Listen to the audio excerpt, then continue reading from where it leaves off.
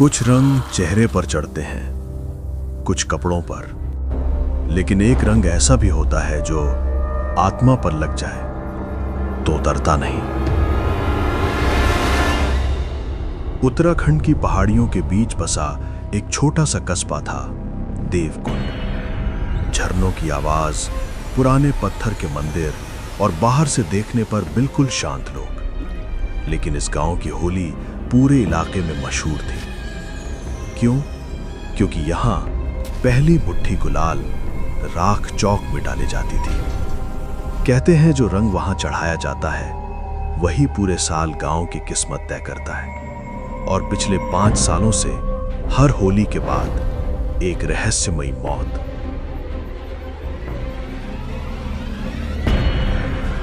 हर बार case बंद, हर बार वजह दुर्घटना। लेकिन क्या वो सच में हादसा था या कुछ और? होली से 2 दिन पहले देवकुंड आई दिल्ली की इन्वेस्टिगेटिव पत्रकार नैना अरोड़ा।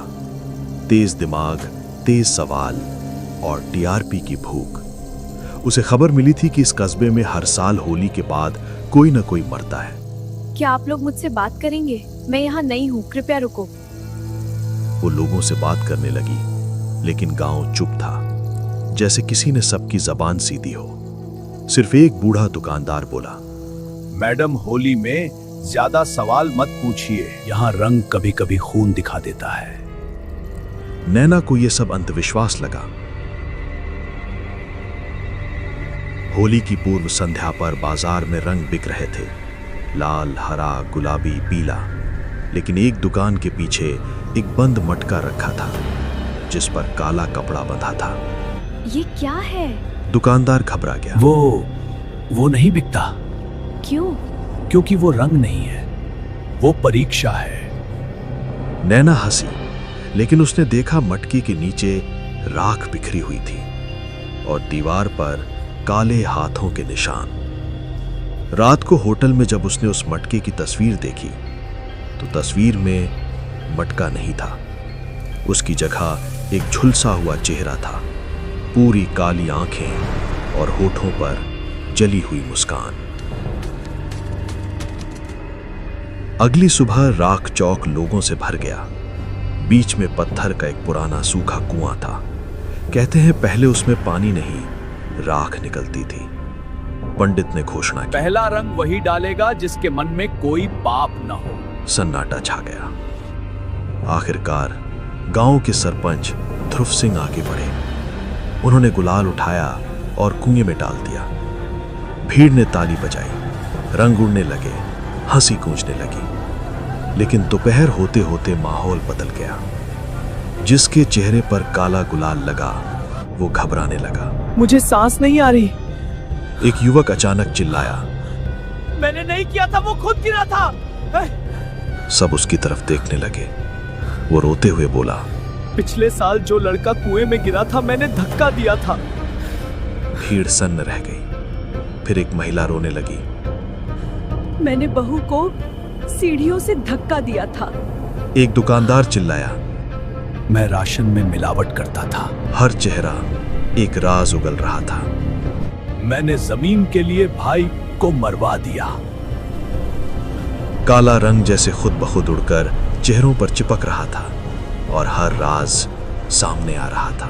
मैंने झूठ बोला था, मैंने चोरी की थी, मैंने धोखा दिया था, मैंने धोखा दिया था। नैना सब रिकॉर्ड कर रही थी। ये रंग साधारण नहीं है।